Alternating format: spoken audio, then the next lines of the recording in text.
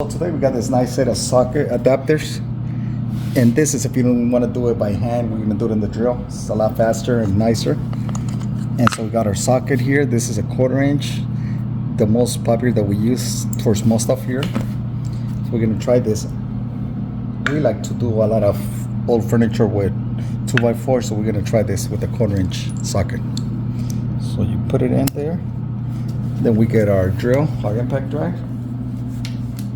Pull the safety, you put it in there. We got a screw here, and we're going to show you how they work. This is a lot faster than doing it by hand. And so you press it so it doesn't jump on you, and then you start going slow.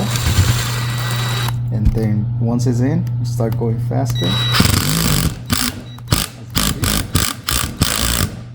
It's in there in seconds.